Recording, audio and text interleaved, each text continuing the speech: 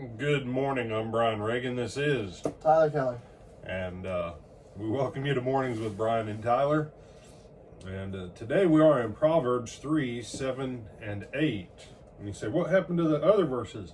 Well, we had Saturday and Sunday, so we just are skipping ahead to the Monday through Friday reading. So go on ahead and grab that, Tyler. Be not wise in your own eyes. Fear the Lord and turn away from evil. It will be healing to your flesh and refreshment to your bones. All right.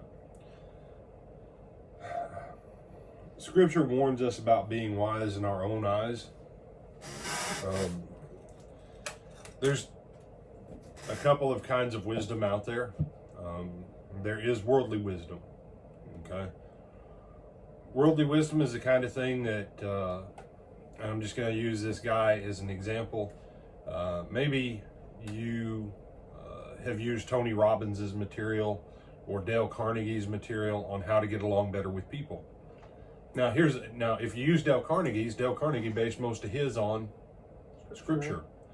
Anthony Robbins based most of his on psychology and the people who went before him. Now, can you follow either one and do fairly well getting along with people? The answer is sure. And if you're in sales, both of them will help you to make more sales. Odd thing is everyone's in sales, they just don't realize it. But that's worldly wisdom. It has a value now. Now, Dale Carnegie's was based on eternal values, so there's a point where I kind of give Dale Carnegie more credit. Then there's wisdom in your own eyes. This is probably the most dangerous kind of wisdom there is. This is the wisdom that it will not listen to someone else. It cannot really be argued with or corrected. This is the kind that, you can be on a wrong course, you can be on a wrong path, and you'll convince yourself that it's a good thing, that you're doing the right thing the right way. And God says, don't do that. So what's the other option, Tyler? I do things God's way. Okay. And that's back in chapter 1, what we saw back in chapter 1, which is the wisdom of the Lord, the beginning of knowledge, the fear of the Lord. And so, if you and I do, and being wise in our own eyes, and the simple fact that, what does it say to do to avoid the wisdom in our own eyes, Tyler, right there in verse 7? It says, turn away from evil.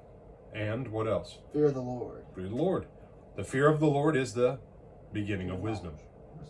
Beginning of wisdom, the beginning of knowledge, depending upon your translation. And turn away from evil. Turn from evil. So wisdom, internal wisdom that cannot be corrected, it always puts you on the wrong path. And you say, how do I know then if I'm being guided by it? Well, is what you've convinced yourself is a good way to go agree with Scripture? If it doesn't, then it's evil. And you're in your own eyes wise, and it's gonna cause you damnation.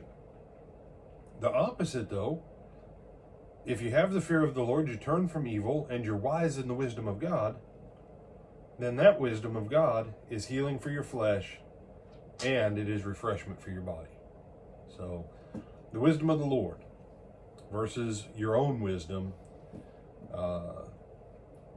One heals, strengthens, and blesses you, and the other, it just takes you places you don't need to go. You have some other thoughts? No, sir. All right, with that, we bid you good morning, Lord willing. We'll see you this afternoon.